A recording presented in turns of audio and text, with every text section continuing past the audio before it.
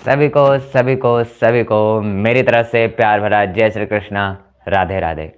तो कैसे हो सभी लोग, कैसे हो सभी लोग, ये बताओ। सभी लोग बढ़िया, अच्छे। और क्या पढ़ाई बढ़िया चल रही है ना भाई? बोलो, कैसा गया कल साइंस का पेपर? कोई बताएगा भाई, कल कैसा गया साइंस का पेपर? प्लीज एक बार सभी लोग बता दो, साइंस का पेपर कैसे गया? हाँ, गुड मॉर्निंग भाई, सभी को गुड मॉर्निंग। साइंस का पेपर मचा के आएगा नहीं? बोला था ना, केमिस्ट्री आसान आएगी, बायो आसान आएगी। फिजिक्स तो भैया ने आसान कराई ही थी आपकी, 11 घंटा लेक्चर लेके। हाँ, आसान था पेपर, मैंने भी देखा। मतलब कि पेपर ऐसा था कि लाइक दैट, मैंने जो रिएक्शंस कराई थी कि वो क्वेश्चन आया था कि एक्स करके वैल्यू दे दिया और आगे का मैंने वो रिएक्शन करवाई थी, वो क्वेश्चन ही आ गया एकदम सेम। ठीक है, ऐसे क्वेश्चंस आ गए हैं, है ना? तो बहुत ही मतलब कि, अरे भाई जल्दी पढ़ाने का मतलब कि वो वाला काम नहीं है अपने पास। देखो, मैं 2-3 घंटे का उस दिन सुबह लेक्चर रखा था, मैंने सोचा वहाँ पे सब कवर करा दूंगा और मैंने कराया भी। आप क्लास जाते जाते sign conventions and then electricity ये सब पढ़ा के ही छोड़ा था भाई। यूपी से भाई, यूपी से एंड देन रैपिडिटी। बहुत सही भाई, 75 में 80 बहुत अच्छे नंबर है। लेकिन हाँ, देखो अगर थोड़ा सा गलती हुई तो उसको लेकर नहीं बैठना है। एक एमसीक्यू, 2 एमसीक्यू गलत होते हैं, अरे भाई तुम्हारे तो एक एमसीक्यू 2 एमसीक्यू गलत होंगे, तुम इतना सोचोगे, मेरे तो 10-10 नंबर गलत होते थे। ठीक है, ऐसे नहीं सोचना है, बस अब आगे प्रिपरेशन करनी रहनी है। साइंस का इजी पेपर था, ये मैंने देखा है। ठीक है बहुत ही आसान पेपर था। तो आज है हिस्ट्री, सोशल साइंस का हिस्ट्री का पार्ट, जहां पर हम लोग अपने एमसीक्यू को तैयार कर लेंगे। आज मैं एमसीक्यू करवाऊंगा, मल्टीपल चॉइस क्वेश्चंस, जितने भी मल्टीपल चॉइस क्वेश्चंस आते हैं वो सब चीजें। ठीक है,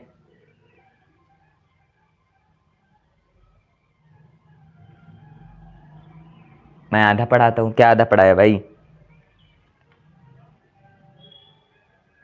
क्या आधा पढ़ा दिया मैंने? आधा क्या पढ़ाया वैसे?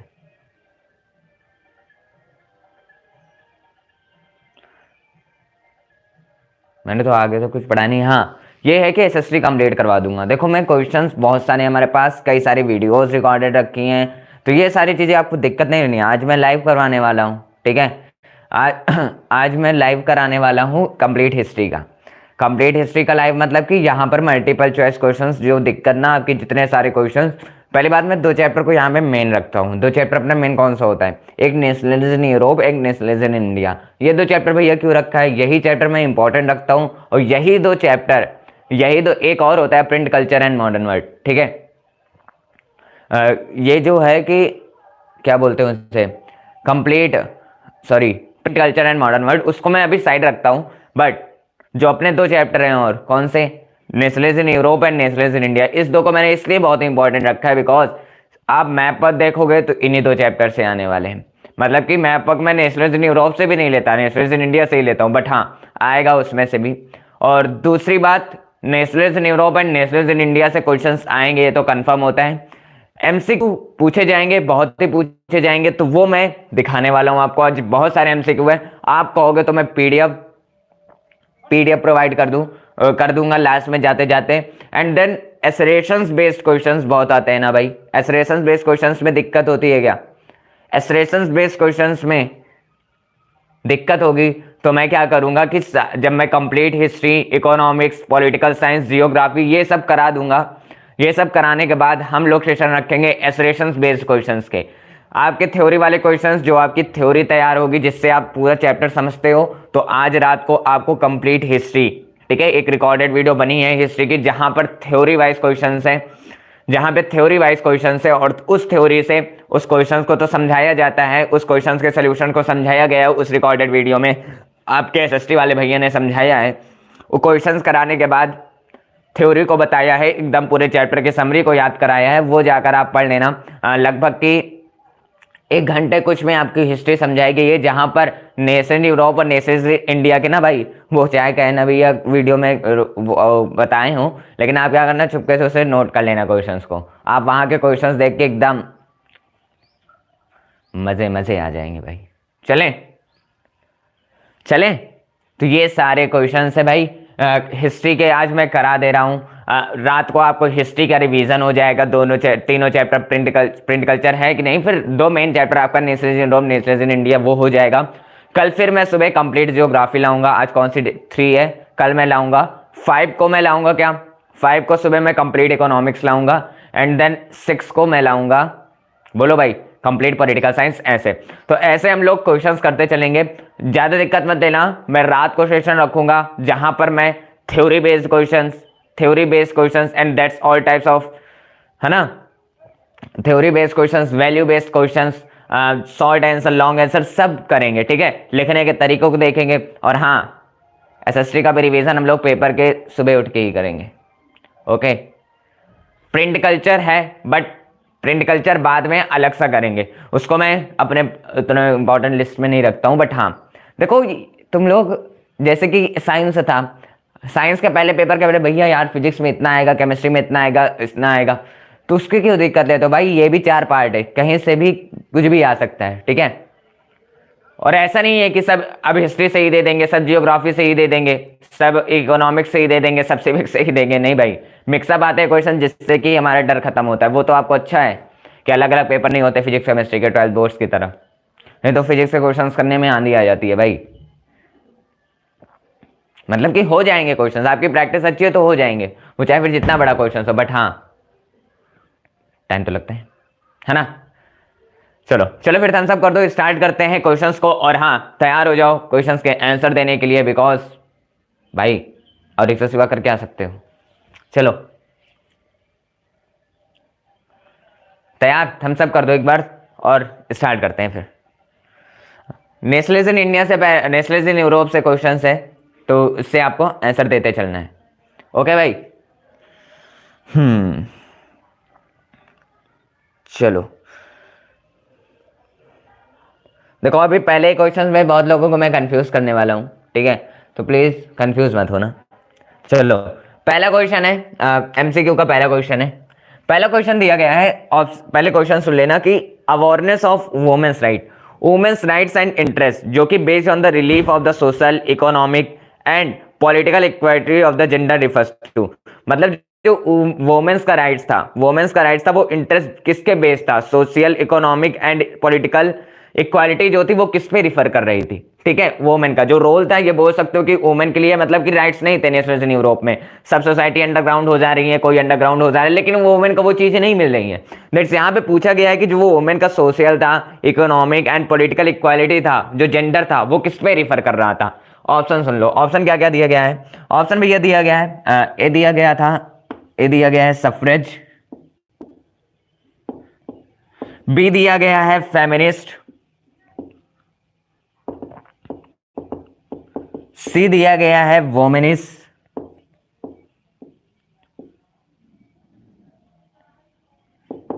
डी दिया गया है चार्टिज्म। कंफ्यूजिंग क्वेश्चंस है, तो प्लीज पहली बात सुनो कि यहां पे बताया गया कि वुमेन का जो क्या बोल सकते हैं कि जो इंटरेस्ट बेस्ड था बिलीफ पे, ठीक है, जैसे कि social, economic and political equality of the gender किस पे रिफर कर रहा था, ठीक है, ये सारी चीजें। तो ये किस पे डिपेंड होता है, ये डिपेंड होता है भैया, याद रखना कि वुमेन जो थी, उनकी जो सोशल थी, इकोनॉमिक थी, पॉलिटिकल थी, वो सारा रिफर कर रहा था किस पे, फेमिनिस्ट पे, ठीक है। फेमिनिस्ट यहाँ पे वर्ड होगा, जब वुमेन की बात करें तो वहां पे वो किस पे रिफर कर रहा था, सारा चीज फेमिनिस्ट के बारे में। ओके, जहां देखोगे फेमिनिस्ट, है ना। हाँ चलो नेक्स्ट क्वेश्चन की बात करते हैं। नेक्स्ट क्वेश्चन है अपना थोड़ा सा डेटिंग मतलब नहीं, मतलब डेट के ऊपर, ठीक है। यहां पे दिया गया है कि the Habsburg ruler granted more autonomy to the Hungarians in the years. किस ईयर में जो हैब्सबर्ग होते थे, हैब्सबर्ग पता है ना, तो वो क्या ऑटोनॉमी को, मतलब कि ऑटोनॉमी को क्या गारंटेड करते थे, मतलब कि हंगेरियंस से, ठीक है। किस ईयर में ये, मतलब कि ईयर में हंगेरियन से मोर ऑटोनॉमी की ग्रांट करते थे, ठीक है। यहां पे ऑप्शन दिया गया है आपको, ए दिया गया है 1667, बी दिया गया है 1867, सी दिया गया है 1567, डी दिया गया है 1777। ठीक है, और यहां पे पूछा गया है कि क्या, बात सुनना, कि द हैब्सबर्ग रूलर, जो हैब्सबर्ग रूलर थे वो मोर ऑटोनॉमी की ग्रांट कर रहे थे, किससे, हंगेरियन से, हंगेरियन से मोर ऑटोनॉमी की ग्रांट कर रहे थे। तो प्लीज ये बताना है आपको, प्लीज ये बताना है आपको कि किस ईयर में वो कर रहे थे, बताओ किस ईयर में ये चीज कर रहे थे, बोलो भैया। ये ईयर था 1867, जहां पर हैब्सबर्ग जो थे वो मोर ऑटोनॉमी की ग्रांट कर रहे थे, है ना, इस ईयर में, किस ईयर में, 1867 के ईयर में। ठीक है, ऐसे क्वेश्चन आते हैं। अभी देखो मैंने अभी बहुत डिटेल से क्वेश्चन पूछे गए हैं। ठीक है, चलो अब नेक्स्ट की बात करते हैं कि system of ideas reflecting a particular social and political vision refers to. ठीक है, जो पार्टिकुलर सोशल और पॉलिटिकल विजन को रिफर करता है, उस आइडियाज को रिफ्लेक्ट करता है, उसको क्या बोलते हैं। ठीक है, उसको क्या बोलते हैं, प्लीज बताओ ये। जैसे कि दिया गया है ऑप्शन में, ए सोशियोलॉजी, सोशियोलॉजी बोलते हैं, बी आइडियोलॉजी, सी बोलते हैं डेमोक्रेसी, डी बोलते हैं फिलॉसफी, डी बोलते हैं फिलॉसफी। तो बताओ सोशियोलॉजी, आइडियोलॉजी, डेमोक्रेसी, फिलॉसफी, इसमें से आपको बताना है भैया कि सिस्टम ऑफ आइडियाज, जो आइडियाज, सिस्टम के आइडियाज जो रिफ्लेक्ट करते हैं, system of ideas reflecting a particular, मतलब कि आइडियाज के सिस्टम को रिफ्लेक्ट करते हैं एक particular social and political vision के लिए, वो किस पे रिफर करेगा। तो भैया जब आइडिया और सिस्टम बोले ना, आइडिया और सिस्टम बोलता है कि पॉलिटिकल और सोशल के लिए रिफर करता है, तो सिंपल सी बात, उसे क्या बोलते हैं, उसे क्या बोलते हैं भैया, सोशियोलॉजी नहीं बोलते, बिल्कुल नहीं, हाँ, डेमोक्रेसी भी नहीं बोलते, नहीं बोलते, फिलॉसफी भी नहीं बोलते, ये बहुत ही अलग होता है। तो सिस्टम ऑफ आइडिया मतलब भैया आइडियोलॉजी ही होगा, तो आइडियोलॉजी क्या हो जाएगा, करेक्ट आंसर हो जाएगा, है ना। चलो नेक्स्ट क्वेश्चंस की बात करते हैं। अब आते हैं आप, ये तो बहुत ही डिटेल वाले क्वेश्चंस थे जो कि पूछे जाते हैं। अब सिंपल सी बात है कि अब आएंगे अपने चैप्टर के मेन उस पे, मतलब कि जहां से हमें कुछ जानना है, जहां से चैप्टर की स्टार्टिंग होती है। इन जनवरी 1871, जनवरी 1871 में याद रखना कि द प्रुसियन किंग, जो प्रुसियन के किंग थे, who was proclaimed German emperor in a ceremony held at a Versailles walls. तो वो कौन था, ठीक है, द प्रुसियन किंग कौन था वो बताना है आपको, प्रुसियन किंग को बताना है, नाम बताना है। ठीक है, मतलब कि याद रखना है कि जर्मनी में जो एम्परर बना है प्रुसियन किंग ने, जो जर्मनी एम्परर मतलब कंडक्ट किया है उस सेरेमनी में, वो कौन था ये बताना है आपको। ओके, तो क्वेश्चंस का ऑप्शंस है, पहला William second, William second, B की बात करता हूं विलियम फर्स्ट, विलियम फर्स्ट, ठीक है, सी की बात करता हूं नेपोलियन, डी की बात करता हूं ऑटोमन बिस्मार्क।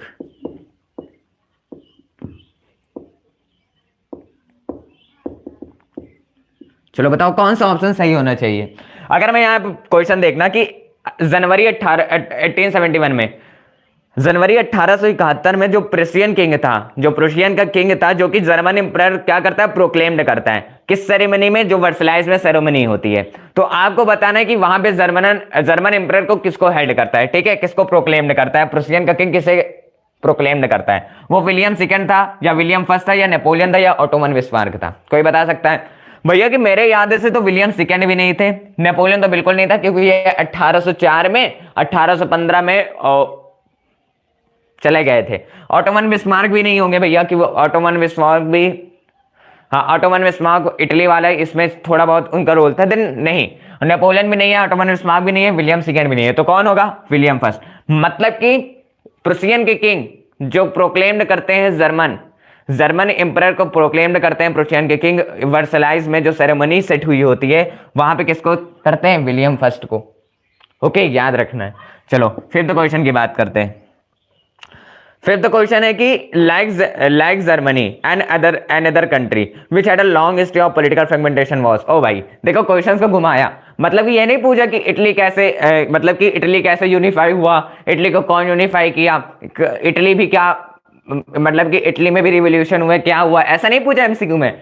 पूछता है कि जर्मनी में तो हुआ, और ऐसी कौन सी अदर कंट्री है जो कि लॉन्ग हिस्ट्री, मतलब कि बड़ी हिस्ट्री में उसको रखा गया, या फिर बड़ी हिस्ट्री के फ्रेगमेंटेशंस में उसका जो पार्ट है वो भी रखा गया कि इसका भी बहुत बड़ा, बहुत दिन तक रिवॉल्यूशन चला था। ठीक है, वो तो भाई साफ बात है उनका मन है घुमा देंगे। एक क्वेश्चन है प्रूसिया, मतलब ऑप्शन है प्रूसिया, बी ऑप्शन है इटली, सी है अपना रसिया, डी है अपना डेनमार्क। ठीक है, तो कौन सा इसमें ऑप्शन सही होगा ये बताना है आपको। ठीक है, सिंपल सी बात है कि प्रूसिया, इटली, रसिया, डेनमार्क, तो सिंपल सी बात है कि भैया यहां पर जो होगा वो होगा अपना इटली, क्योंकि भैया सिंपल सी बात है कि हमने प्रूसिया नहीं उतना देखा, रसिया भी नहीं देखा, डेनमार्क भी नहीं देखा, हमने देखा भाई इटली का, क्योंकि इटली 3 पार्ट्स में डिवाइडेड थे, तीन पार्ट्स में उनको रिवॉल्यूशन मिलना था, और तीनों पार्ट्स में उन्होंने लड़ाई की थी, क्योंकि उनका देश, उनका जो कंट्री थी वो 3 पार्टों में बढ़ चुकी थी। दैट्स कॉल्ड, उन्हें 3 लड़ाई लड़नी पड़ी थी, 3 क्या 2 ही लड़नी पड़ी थी, बीच वाला तो खुद छोड़ के भाग गया था।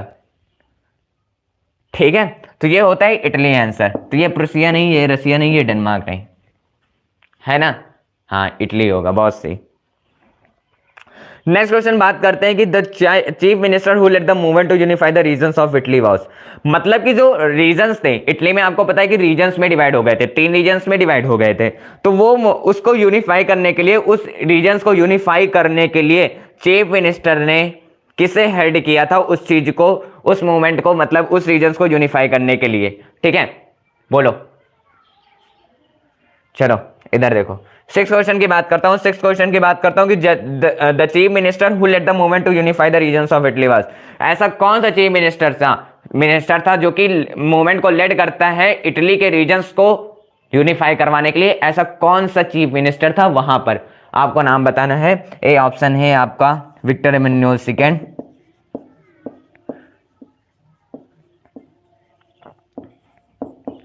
विक्टर एमेनुएल सेकेंड, बी है अपना विलियम सेकेंड, सी है अपना जिसपी, डी है अपना कैवर भी बोल सकते हो, है ना। ये होते हैं, तो सिंपल सी बात है, ये बताओ कि इसमें से कौन है जो कि, कौन सा ऐसा चीफ मिनिस्टर है जो कि मूवमेंट को हेड करता है, मूवमेंट को लेड करता है, unify the regions of Italy के रीजन्स को यूनिफाई करने के लिए।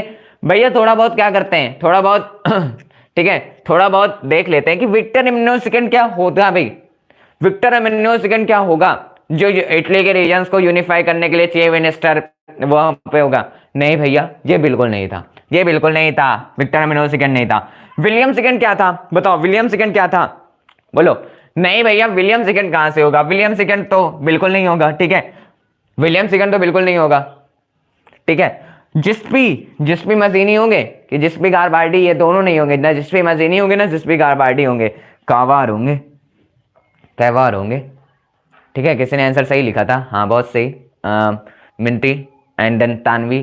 ठीक है, तो ये था कैवार आंसर होगा। मतलब याद रखना कि चीफ मिनिस्टर कौन था जो कि इटली के रीजन्स को यूनिफाई करने के लिए किया था भाई। चलो 7 बहुत करते हैं, देखो कंफ्यूजन वाले questions. The most celebrated Italian freedom fighter was, जो मोस्ट सेलिब्रेटेड थे इटालियन फ्रीडम के, वो कौन था, मोस्ट सेलिब्रेटेड इटली फ्रीडम कौन था। ऑप्शन है आपके पास, फ्रीडम फाइटर है, मतलब कि ऑप्शन है आपके पास काउंट कैवर, ओके भैया। बी बात करते हैं नेपोलियन,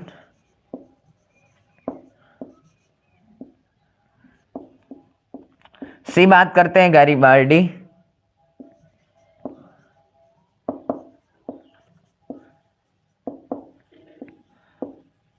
मजीनी। बताओ कौन है ऐसा, कौन सा फेमस, ऐसा कौन सा सेलिब्रेटेड फ्रीडम फाइटर है इटली का, ये आपको बताना है। तो सिंपल सी बात है, काउंट कैवर होंगे या नेपोलियन होंगे, गैरिबाल्डी होंगे, मजीनी होंगे, ये बताओ। काउंट कैवर होगा, नेपोलियन होगा, गैरिबाल्डी होगा, मजीनी होगा, बताओ। तो सिंपल सी बात है भैया कि काउंट कैवर तो नहीं है, ये सेलिब्रेटेड इटली का फ्रीडम नहीं है। कौन? काउंट कैवर तो बिल्कुल नहीं है। क्यों है? क्या वो है? आपको लगता है वो होगा? नहीं भैया, काउंट कैवर तो नहीं है हमारे पास इटली के फ्रीडम फाइटर। भले ही उन्होंने इटली को थोड़ा बहुत रोल दिया था, बट उन्होंने रोल दिया था, ठीक है। उन्होंने वो फ्रीडम फाइटर्स नहीं थे इटली के, ठीक है। इटालियन फ्रीडम फाइटर्स नहीं थे, most celebrated Italian freedom fighters नहीं थे। कौन? Count Cavour. नेपोलियन क्या था भैया? नेपोलियन को बीच में लाओ ही ना, नेपोलियन है ना। हाँ, तो डी की बात करें, मजीनी नहीं था, जिस भी मजीनी नहीं था भाई। क्या बात करो, गैरीबाल्डी होगा, गैरीबाल्डी आंसर होगा। बहुत सही मिंती कुमारी, ठीक है, गैरीबाल्डी ही आंसर होगा। मजीनी तो एक हाँ था कि अंडरग्राउंड सोसाइटीज, लेकिन मोस्ट सेलिब्रेटेड में नहीं आते ये, ठीक है। चलो नेक्स्ट क्वेश्चन की बात करते हैं। अब देखो यहां पे आप लोगों ने कभी भी नोटिस नहीं किया होगा, बट एक वर्ड आ जाता है, एक वर्ड आता है कि द सिंबल ऑफ स्वॉर्ड का जो सिंबल था क्या सिग्निफाइज करता था? ये याद रखना, स्वॉर्ड की स्पेलिंग मतलब कि ये वाला स्वॉर्ड, SWORD। ये वहां पर इस द नेशनलिज्म इन यूरोप के चैप्टर में क्या सिग्निफाई करता था, इसका मतलब क्या होता था? ऑप्शन सुन लेना, ऑप्शन दिया गया है 8 क्वेश्चंस में। पहला ऑप्शन हीरोइज्म, ठीक है, हीरोइज्म। सी की बात करता हूं, बीइंग फ्रीड। सी की बात करता हूं, सॉरी सी की बात करता हूं। सी है willingness to make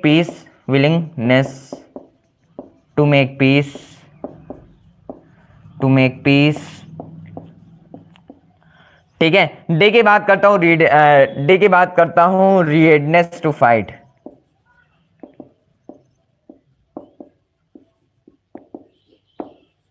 okay, redness to fight. अब आपको बताना है इसमें से कौन है, इसमें से इस वर्ड का मीनिंग क्या है, सॉल्ट वर्ड का मीनिंग क्या है, SWORD वर्ड का मीनिंग क्या है? कोई बता सकता है SWORD वर्ड का मीनिंग क्या है? हाँ बहुत सही, रीडनेस टू फाइट, तानवी जी ने आंसर दिया है। तो हीरोइज्म नहीं होगा, बीइंग फ्रीड नहीं होगा इसका मतलब, ठीक है, और विलिंगनेस टू मेक पीस ये भी नहीं होगा, रीडनेस टू फाइट होगा। यहां पर सॉल्ट का मतलब है क्या? रीडनेस टू फाइट। हाँ बहुत सही, सभी लोगों ने दे दिया, जैसे कि आकांक्षा कुमारी, परिराघवन, बहुत सही। चलो नेक्स्ट की बात करते हैं भाई। The most serious source of nationalist, भैया जी मतलब कि समझना, the most serious source of nationalist tension in Europe after 1817 was the area called known as. ऐसा कौन सा serious source of nationalist tension था, ऐसी नेशनलिस्ट टेंशन थी यूरोप में 1871 के बाद, वो एरिया कौन सा था? वेट मैं इरेज कर देता हूं, ऑप्शन लिखने हैं।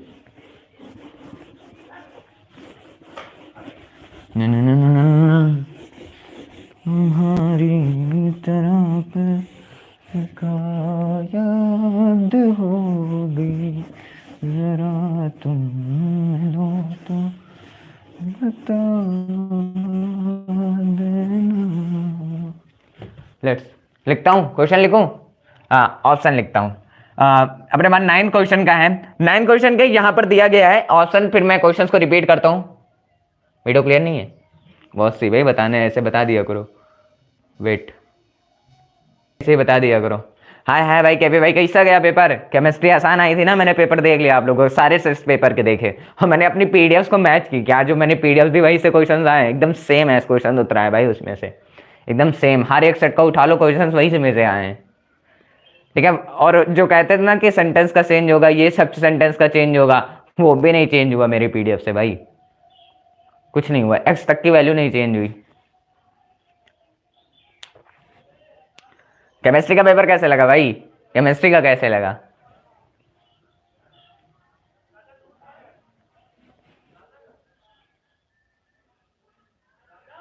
केमिस्ट्री का कैसा गया? केमिस्ट्री बताओ।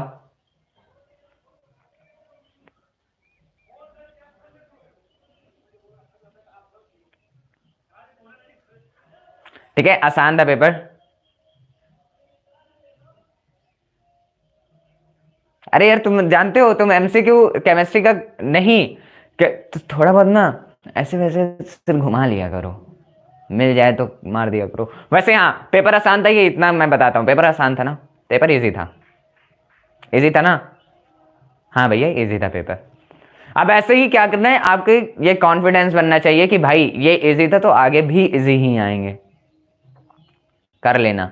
ओके, डरना नहीं है, मैंने कल ही कहा था, डरना नहीं है, पेपर को डराना होता है। आप पेपर से डरोगे, आपको वो और डराता चला जाएगा, आपको गहराई में डुबोता चला चला जाएगा।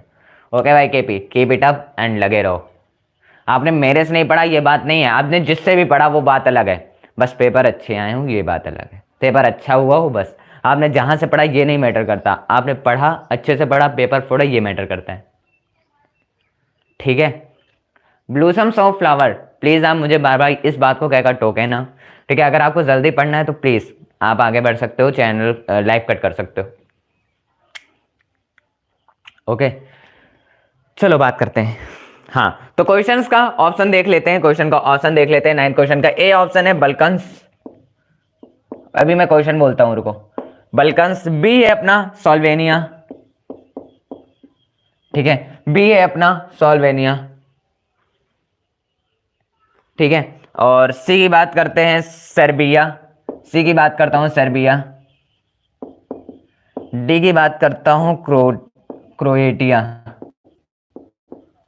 ठीक है, अब आपको बताना है इसमें क्या बताना है भैया, मेरी बात सुनना, मेरी बात सुनना, मेरी बात सुनना, कि द मोस्ट सीरियस, जो मोस्ट सीरियस नेशनलिस्ट टेंशन है यूरोप में, जो मोस्ट सीरियस नेशनलिस्ट टेंशन है यूरोप में, मुझे ये बताओ कि 1871 के बाद, 1871 के बाद वो एरिया को हम क्या बोलते हैं। सिंपल सी बात भैया कि यूरोप के 1871 के बाद हमारा बल्कन्स ही आता है, ना सोल्वेनिया था, ना सर्बिया था, ना क्रोटिया था, क्योंकि बल्कन्स भाई इतने स्टेट्स में, इतने पार्ट्स में डिवाइडेड होते चले गए, इतने सब लोगों ने कहा कि अब इसको करेंगे, उसको करेंगे, उसको करेंगे, भाई साहब इतना बड़ा वो सीरियस वाला नेशनलिस्ट हो गया, तो वो अपना बल्कन्स ही है।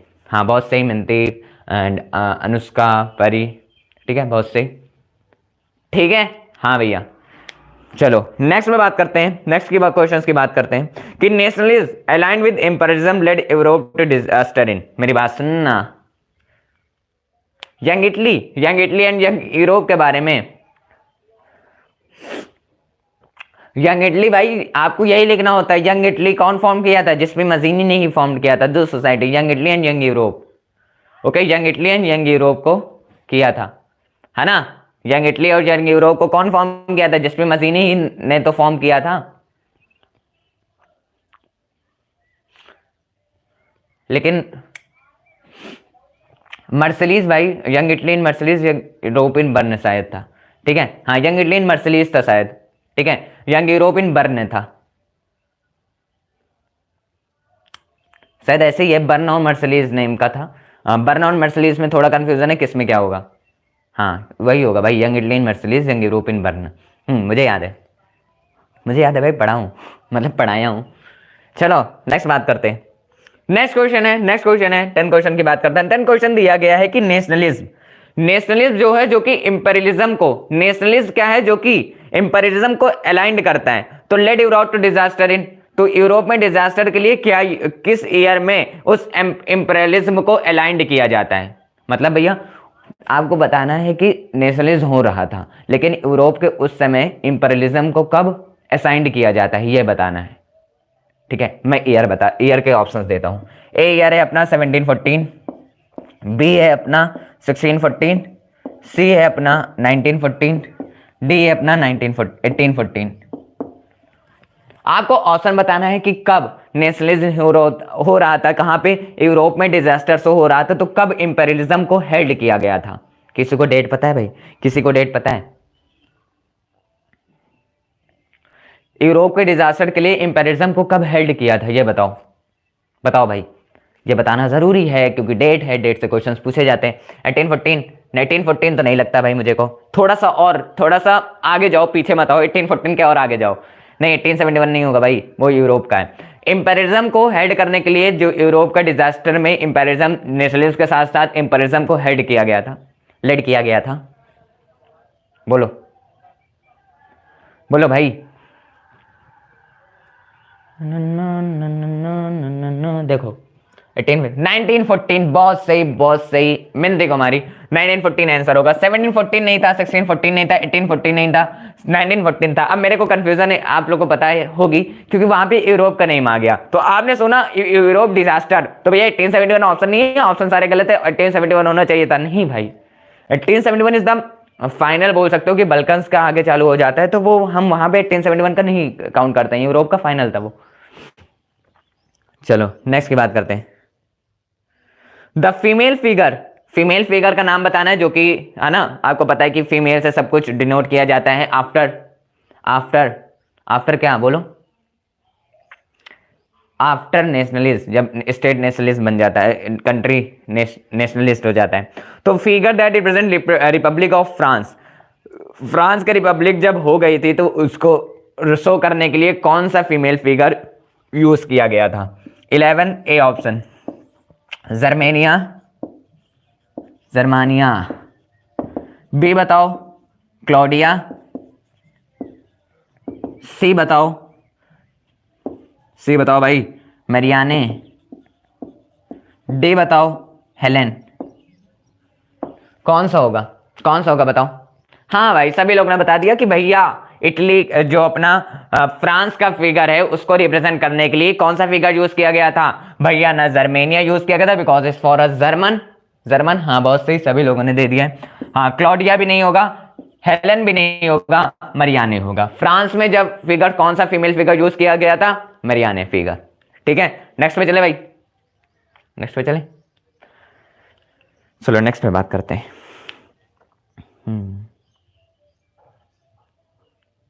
सर्ब नेशनलिज्म, जो सर्ब है ना, सर्ब नाम का एक था। Serb nationalist gathered force in Habsburg and Ottoman empire in the year, जो हैसबर्ग और ऑटोमन एम्पायर के द्वारा सर्ब को नेशनलिज्म मतलब कि गैदर्ड किया गया कि सर्ब को भी नेशनलिस्ट करवाना है, उस चीज को फोर्स कराया गया हैसबर्ग और ऑटोमन एम्पायर के द्वारा। किस ईयर में ये बोल रहा हूं, किस ईयर में सर्ब नेशनलिस्ट को गैदर्ड, ठीक है, Serb nationalist gathered force in the Habsburg and Ottoman empire in the year. ठीक है, हैसबर्ग और ऑटोमन एम्पायर में, ये आपको बताना है। ठीक है, ऑप्शन देख लो, ऑप्शन है 12th क्वेश्चन का। ए ऑप्शन है आपके पास 1705, बी ऑप्शन है 1805, सी ऑप्शन है 1605, डी ऑप्शन है 1905।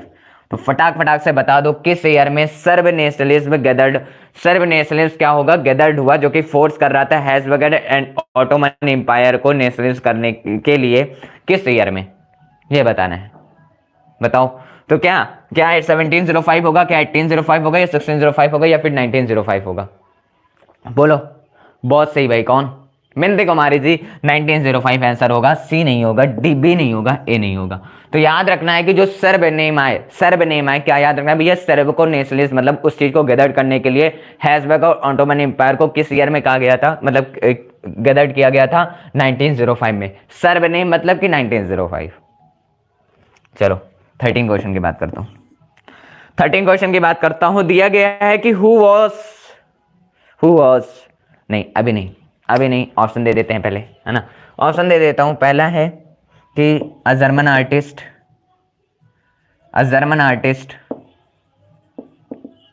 बी ऑप्शन है आपका अ फ्रेंच आर्टिस्ट, ठीक है, एक फ्रेंच आर्टिस्ट। सी की बात करता हूं, अ डच आर्टिस्ट, ठीक है, एक डच आर्टिस्ट। डी की बात करता हूँ ब्रिटिश आर्टिस्ट,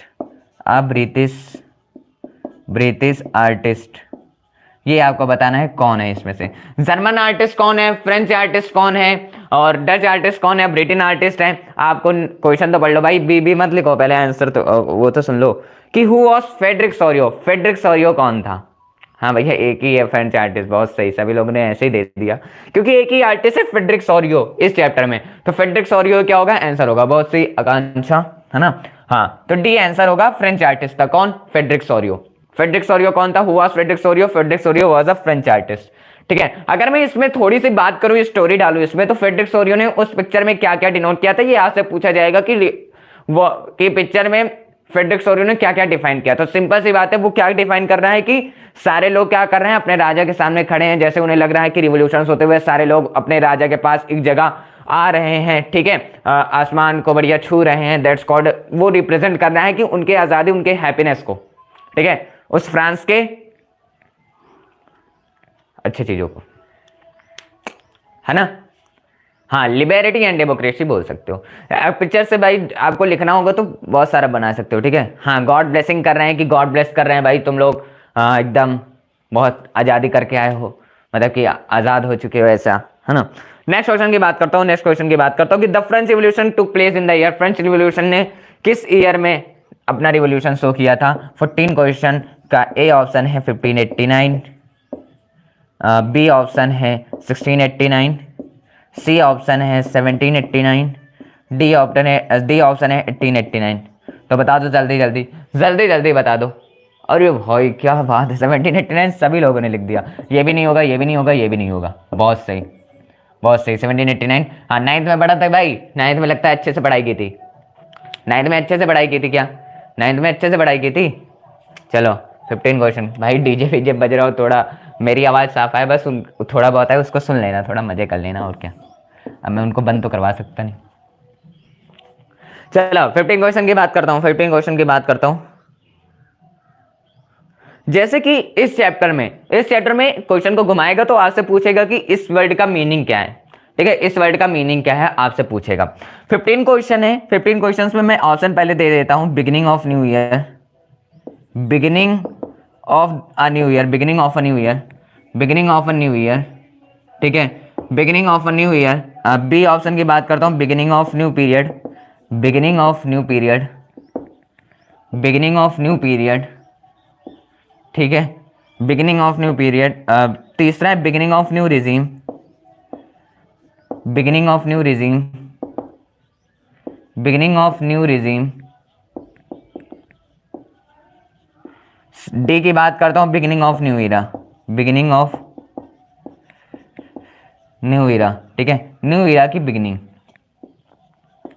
मेरी बात सुनना, इसमें से क्या होना है, क्या होना है, मेरी बात सुनना भैया। कि यहां पे दिया कि the rays of the rising sun means, यहां पर आप बताना कि नेशनलिज्म इन यूरोप का जो चैप्टर है, नेशनलिज्म इन यूरोप का चैप्टर, जब यहां पे बोला जाता है कि सन का उगना, यहां पे सूर्य, the rising of the sun, the rising of the sun का मीनिंग यहां पर क्या, किससे रिलेट कराया जाएगा इस चैप्टर में, ठीक है। याद रखना कि बिगिनिंग ऑफ न्यू ईयर नहीं बोला जाएगा कि भैया नया साल हो गया है, ठीक है, ये भी नहीं बोलेगा आपसे।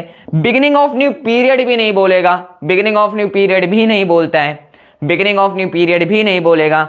6 बात करते हैं बिगिनिंग ऑफ न्यू रिजीम या फिर रीजन, कुछ भी बोल दें, ये भी नहीं होगा। यहां पर इरा होगा, इरा होगा, नहीं भाई मिनती कुमारी, डी होगा, बिगिनिंग ऑफ न्यू इरा। ये भी नहीं होगा, ये भी नहीं होगा, ये भी नहीं होगा, डी होगा। यहां पर राइजिंग ऑफ सन, मतलब राइजिंग ऑफ सन का मतलब होता है नेशनल यूरोप चैप्टर में कि यहां पर अब नया इरा स्टार्ट होगा, बिगिनिंग ऑफ न्यू इरा। बहुत सही, बहुत सही, अनुष्का परी, ठीक है, ठीक है, ये सारे क्वेश्चन। चलो अभी बहुत सारे क्वेश्चन भाई नेशनल यूरोप में, डोंट वरी, एमसीक्यू सारे कर लूंगा, सारे एमसीक्यू करा दूंगा नेशनल यूरोप के, आगे से पढ़ने की जरूरत ना है कि, ठीक है। बस जो मैं बताते जा रहा हूँ वर्ड का भी मीनिंग याद रखना।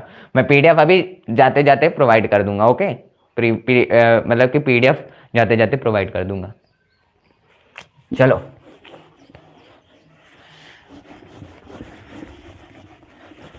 देखो, ऐसे क्या होगा कि आपको चैप्टर के बारे में पता चलता चला जाएगा, एमसीक्यू से ही मैं बता दूंगा, डोंट वरी, पूरे चैप्टर के बारे में। अभी वो जो इटली वाले क्वेश्चन है, ये सारे क्वेश्चन है, वो क्वेश्चंस भी आ जाएंगे, डोंट वरी, ओके।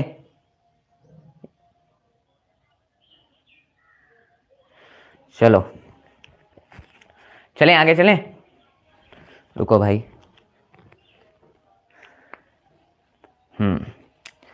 चलो तो जल्दी जल्दी से नेक्स्ट क्वेश्चन की तरफ बढ़ते हैं कि who said when France sneezes, कौन कहता है कि फ्रांस स्नीजेस हो गया the rest of Europe catches cold. मतलब कि जब फ्रांस स्नीजेस होता है तो यूरोप में पूरे में जुकाम सर्दी हो जाती है। मैं दूंगा ना अभी पीडीएफ, मैं दूंगा अभी पीडीएफ भैया। ये तो आसान सा क्वेश्चन है, 16 क्वेश्चन में यहाँ पे आ जाता हूँ तो लिखने में ऑप्शन ज्यादा लिख पाऊंगा। 16 क्वेश्चन की बात करता हूं, इसमें से आपको ऑप्शन देता हूं। ए है मेटरनिक,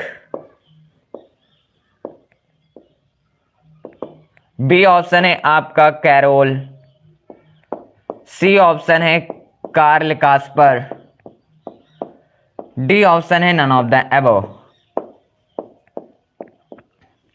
भैया आप बोलोगे भैया ये क्या पूछ लिया यार, कि जब फ्रांस को व्हेन फ्रांस स्नीजेस, जब फ्रांस स्नीजेस हो जाता है, शशांक पटेल भाई मेरे नाम का हो गया कोई तो, ठीक है। जब फ्रांस स्नीजेस होता है तो पूरे यूरोप में सर्दी छा जाती है, बोलो पूरे यूरोप को कैचेस कोल्ड। भैया Duke Metternich, sorry Duke Metternich, क्या मेटरनिक भी बोल सकते हो, मेटरनिक होगा। कैरोल कहां से भैया, ये तो नाम ही नहीं सुना हमने, नन ऑफ द अबव, तो बिल्कुल A option Metternich, Metternich. Okay चलो नेक्स्ट, जय श्री राम भाई, सभी को जय श्री राम। मैं आप लोगों से पहले ही स्टार्टिंग में जय श्री राम बोल देता हूँ। किस सेक्शन को कितना टाइम दे, जो आपको इजी लगे, सिंपल सी बात, जो आपको इजी लगे वो करके आओ, ठीक है। मैं अपने आप से बताऊंगा, मैं मुझे तो ये अच्छाई होती थी कि मैं लाइन से सारे क्वेश्चन को करता था। ओके मुझे यार चाइना है, मैं कुछ भी लिख के चले आता था। हाँ आसान सा क्वेश्चन है, याद रखना। 17 क्वेश्चन है, ऑप्शन दिया गया है, ए दिया गया है 17 14, बी दिया गया है 18 14, सी दिया गया है 19 14, डी दिया गया है 16 14। तो मेरे को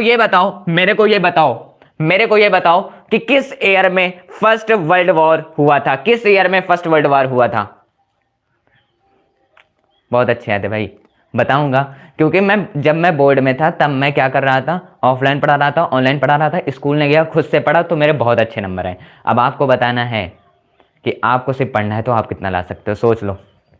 हाँ 1914 बहुत सही। कौन कौन, मिंदी कुमारी एंड देन मम्पी, परी एंड आकांक्षा, बहुत सही भाई, सभी को 1914 आंसर आएगा, ना 1714, 1914 ना 1614, क्योंकि फर्स्ट रिवॉल्यूशन 1914 में हुआ था। ओके पेपर रिप्रेजेंटेशन में कुछ नहीं होता, पेपर को लिखो बस, हेडिंग्स में लाइनिंग खींचो बस, और इससे ज्यादा कुछ नहीं करना होता आपको। वहां पे फूल पत्तियां कलर लेकर नहीं चलना है। ओके कॉपी मतलब कि बस हैंड राइटिंग थोड़ी अच्छी होनी चाहिए, हेडिंग्स के नीचे अंडरलाइन होनी चाहिए, हर एक आंसर्स के बाद लाइन खींची होनी चाहिए, बस पेपर प्रेजेंटेशन का यही तरीका होता है। अब वहां पे सोचो कि मैं और अच्छे से लिखूं, धीरे धीरे लिखूं, हर एक बार थोड़ी सी भी ना, हमारा टी सीधा ही बनना चाहिए, टी टेढ़ा थोड़ा सा टेढ़ा ना बने, तो ये सब नहीं देखा जाता। It's called a wastage of time भाई, सिंपल सी बात है। अच्छी राइटिंग में लिखो, हेडिंग के नीचे अंडरलाइन एंड देन क्वेश्चंस के बाद अंडरलाइन, फिर नेक्स्ट क्वेश्चंस। अगर एक पेज में आ जाए क्वेश्चंस को इतना लिखो कि ऐसा लिखो कि वो आ जाए, अगर लॉन्ग है तो एक पेज या आधे पेज में, मतलब आधे एक या वहां पे अच्छे से आ जाए, ये सोचा करो, ठीक है। पेज सिलेक्शंस का भी रोल होता है। पेज सिलेक्शन मतलब कि जैसे कि अब मैंने बोला लाइक दैट की, अगर मैं बोल दूं लाइक दैट ये पेपर है अपना, लाइक दैट मैंने बोला ये पेपर मतलब कि कॉपी है, तो कॉपी होने के बाद जब मैं इधर, एक होता है तरीका पेज सिलेक्शन का, जैसे लॉन्ग आंसर लिखना होता है, जैसे कि मैंने बोला, अरे भाई ये क्या हो गया, वेट,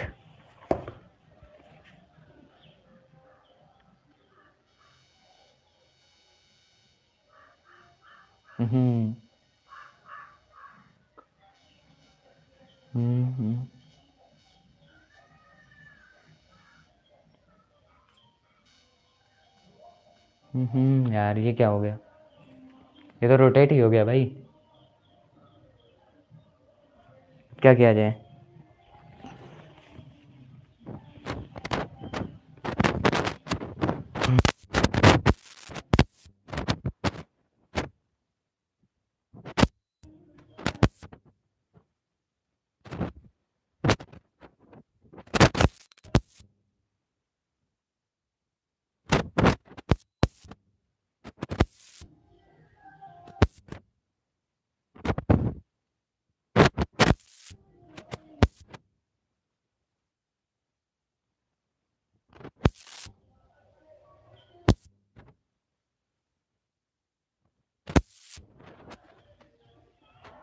नहीं हो रहा,